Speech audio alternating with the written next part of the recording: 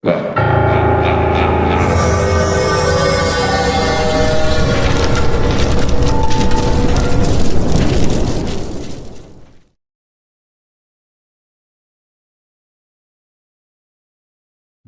This channel is for entertainment purpose. We do not support any spiritual or superstitious activities. यह channel केवल मनोरंजन के लिए है। हम किसी भी तरह के अंधविश्वास को बढ़ावा नहीं देते। चुड़ैल की दुख भरी कहानी। क्या आप कभी सोचे हैं कि जब अंधेरा छा जाता है तो इस सन्नाटे में क्या छिपा होता है? ऐसी कहानियां जिन्हें सुनकर आपकी रूह कांप उठे। यह कहानी है एक चुड़ैल की, जिसका दर्द और पीड़ा आपके दिल को छू जाएगी। क्या होता है जब रमेश बाबू इस भयानक सच का सामना करते हैं? क्या आप तैयार हैं उस सच्चाई को जानने के लिए जिसने पूरे गांव को हिलाकर रख दिया? आइए इस रहस्यमयी और दिल दहला देने वाली यात्रा पर हमारे साथ चलें। रमेश बाबू अपने कार्यालय में अपनी सीट पर बैठकर फाइलों को उलट पलट रहे थे। उनका कार्यालय ग्रामीण क्षेत्र में था, जहां जाने के लिए कच्ची सड़कों से होकर जाना पड़ता था। अरे इतना ही नहीं, कार्यालय के आसपास में जंगली पौधों की अधिकता थी। कहीं कहीं तो ये जंगली पौधे इतने सघन थे कि एक घने जंगल के रूप में दिखते थे। कार्यालय के मुख्य दरवाजे को छोड़ दें तो बाकी हिस्से पूरी तरह से घास फूस आदि से ढंके लगते थे। कार्यालय के कमरों की खिड़कियों आदि पर लंबे लंबे घास फूसों का साम्राज्य था। दिन में भी कार्यालय में एक हल्का अंधकार पसरा रहता था, जिससे ऐसा लगता था कि यह कार्यालय हरी भरी वादियों में शांत मन से बैठा हुआ किसी गहरे चिंतन में डूबा हुआ हो। क्योंकि इस कार्यालय में कुल कर्मचारियों की संख्या मात्र 5 ही थी, जिसमें से एक राम खेलावन थे, जो चपरासी के रूप में यहाँ अपनी सेवा दे रहे थे। राम खेलावन ही वह व्यक्ति थे जिनके कार्य व्यवहार से यह शांत कार्यालय कभी कभी मुखर हो उठता था और कर्मचारियों की हंसी ठिठोली से जाग उठता था। राम खेलावन जी पास के ही एक गांव के रहने वाले थे और प्रतिदिन कोई न कोई असहज घटना कार्यालय के बाकी 4 कर्मचारियों को सुनाया करते थे। वे विशेषकर जब भी कार्यालय में प्रवेश करते तो सबसे पहले रमेश बाबू के कमरे में जाते और राम राम कहने के साथ ही शुरू हो जाते कि बाबू, कल तो गांव में गजब हो गया था। रमदैया को जंगल में चुड़ैल ने पकड़ लिया था, तो मनोहर का सामना एक भयानक भूत से हो गया था। जब तक राम खेलावन जी सभी कर्मचारियों से मिलकर कुछ भूत प्रेत गांव गड़ा की बातें नहीं बता लेते, उन्हें कल चैन नहीं पड़ता था। कोई कर्मचारी राम खेलावन की बातों को सहजता से सुनता तो कोई केवल हाँ हूं करके उस ओर कान नहीं देता और उन्हें स्टोव जलाकर चाय बनाने के लिए कह देता या पानी की ही मांग करके उनसे बचने की कोशिश करता। पर राम खेलावन की बातों को रमेशर बाबू बहुत ही सजगता से सुनते और पूरा ध्यान देते हुए बीच बीच में हाँ हूं करने के साथ कुछ सवाल भी पूछते। एक दिन की बात है, राम खेलावन जी कार्यालय थोड़ा जल्दी ही पहुंच गए और सीधे रमेश बाबू के कमरे में घुस गए। पर उस समय रमेशर बाबू अपनी कुर्सी पर नहीं थे, शायद वे अभी कार्यालय पहुंचे ही नहीं थे। राम खेलावन थोड़ा डरे सहमे लग रहे थे और बार बार अपने माथे पर आ रहे पसीने को गमछे से पोंछ रहे थे। वे ज्यों ही कमरे से बाहर निकले त्यों ही कार्यालय के प्रांगण में उन्होंने रमेश बाबू को अपनी साइकिल को खड़े करते हुए देखा। वे दौड़कर रमेशर बाबू के पास पहुंच गए और बिना जयरम्मी किए ही हकलाकर घबरा कर बोले, बाबू बाबू, कल रात को तो गजब हो गया। मेरा पूरा परिवार आफत में आ गया है। समझ में नहीं आ रहा है कि क्या करूं। रमेशर बाबू ने उन्हें अपने कमरे की ओर चलने का इशारा करते हुए आगे आगे तेज कदमों से अपने कार्यालय कक्ष में प्रवेश किए। फिर एक कुर्सी पर राम खेलावन जी को बैठने का इशारा करते हुए अपने झोले को वहीं मेज पर रखकर एक गिलास में पानी लेकर कक्ष के बाहर आकर हाथ और धोए। उसके बाद कमरे में लगे हनुमान जी की फोटो को अगरबत्ती दिखाने के बाद अपनी कुर्सी पर बैठते हुए राम खेलावन जी से बोले, राम खेलावन जी अब अपनी बात पूरी विस्तार से बताइए। उनकी अनुमति मिलते ही राम खेलावन जी कहना शुरू किए, बाबू, कल मैं जब शाम को घर पर पहुंचा तो पता चला कि मेरी बहू कुछ लकड़ी आदि की व्यवस्था करने जंगल की ओर गई थी और वहीं उसे किसी चुड़ैल ने धर लिया था। वह इधर उधर जंगल में भटक रही थी। तभी कुछ गांव के ही गाय बकरी के चरवाहों की नजर उस पर पड़ी। वे लोग स्थिति को भांप गए और मेरी बहू को पकड़कर घर पर छोड़ गए। फिर गांव के ही सोखा बाबा ने झाड़ फूंक की। उसके बाद उस चुड़ैल से छुटकारा मिला, पर आज सुबह फिर से उस पर चुड़ैल हावी हो गई है। सुबह से ही सोखा बाबा उसे उतारने में लगे हैं, पर वह छोड़कर जाने का नाम ही नहीं ले रही है। समझ में नहीं आ रहा है कि क्या करूं। रामखेलावन की बातों को सुनकर रमेश बाबू थोड़े गंभीर हुए और अचानक पता नहीं क्या सूझा कि हंसने लगे। रमेश बाबू की यह हालत देखकर रामखेलावन जी तो और भी हक्के बक्के हो गए। उन्हें समझ में नहीं आया कि आखिर इनको क्या हो गया। कहीं इन पर भी तो किसी भूत प्रेत का साया नहीं पड़ गया।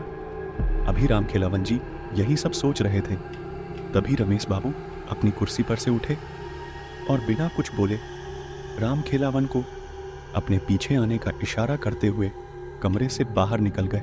कमरे से बाहर निकलकर रमेशर बाबू पास की ही एक झाड़ी से कुछ पत्तों को तोड़ा और मन ही मन कुछ मंत्र बुदबुदाए। फिर रामखेलावन को उन पत्तों को देते हुए बोले कि आप इसे पीसकर अपनी बहू को पिला दें और अपने घर पर ही रुकें। मैं कार्यालय में कुछ जरूरी कामकाज निपटा कर अभी 1-2 घंटे में आपके घर पर पहुंचता हूं। रामखेलावन जी बिना कुछ बोले केवल सिर हिलाए और उन पत्तों को लेकर घर की ओर बढ़े। रास्ते में उन्हें केवल एक ही बात खाए जा रही थी कि रमेशर बाबू को यहां आए 3 साल हो गए, पर कभी उन्होंने इस बात का जिक्र नहीं किया कि वे भूत प्रेतों को उतारना भी जानते हैं। कहीं वे मजाक में तो इन पत्तों को तोड़कर झूठ मूठ में कुछ बुदबुदाकर मुझे नहीं दे दिया, पर रमेश बाबू ऐसा नहीं कर सकते। वे तो बहुत गंभीर आदमी हैं और हमारी सारी बातों को भी तो बहुत गंभीरता से लेते हैं और समय समय पर हर प्रकार से हमारी मदद भी तो करते रहते हैं। ना, वे मेरे साथ मजाक नहीं कर सकते। यही सब सोचते सोचते रामखेलावन जी घर पर पहुंच गए। घर के बाहर 10-20 गांव घर के ही लोग बैठे नजर आए। एक खटिया पर सोखा बाबा भी बैठकर लोगों से कुछ बातचीत कर रहे थे।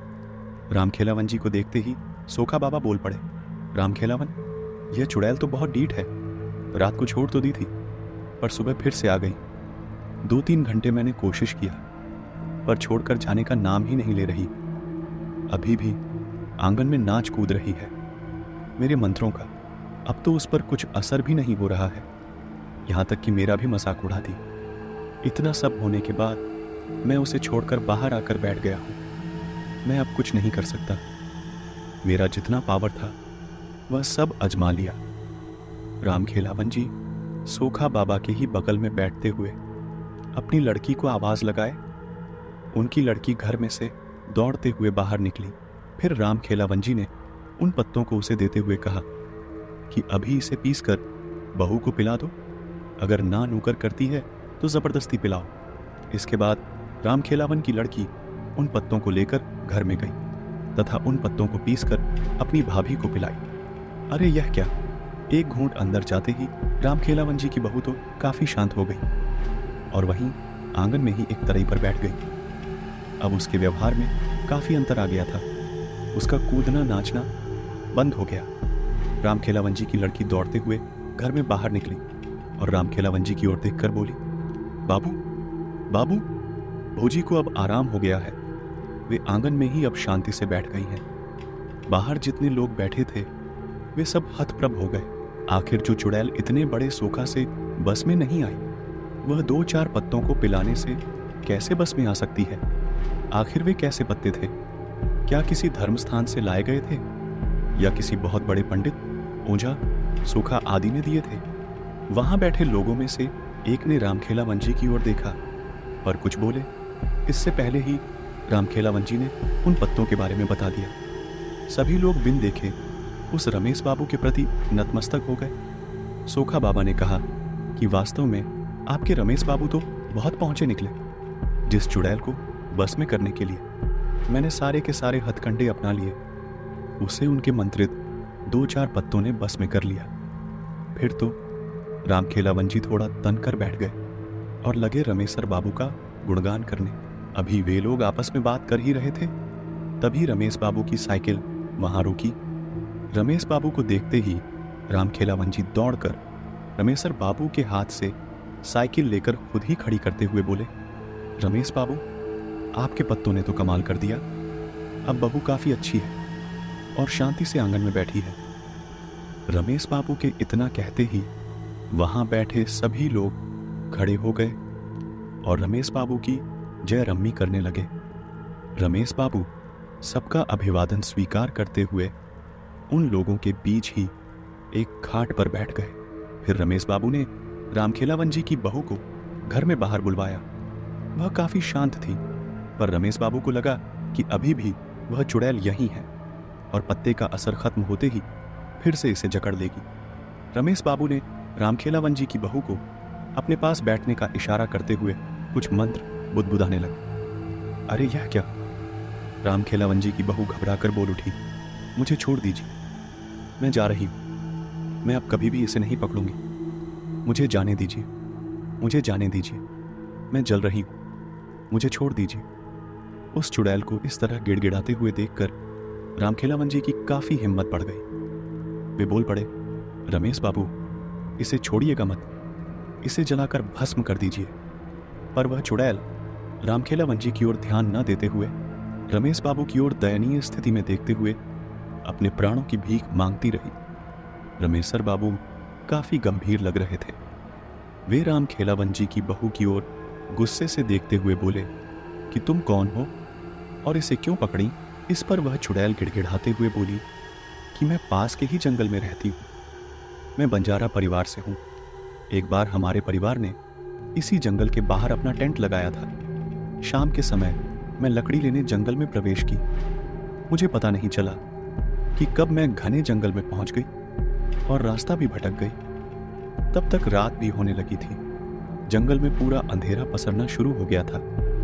मैं थोड़ी डर गई थी, पर हिम्मत नहीं खोई थी। अचानक मेरे दिमाग में एक विचार आया।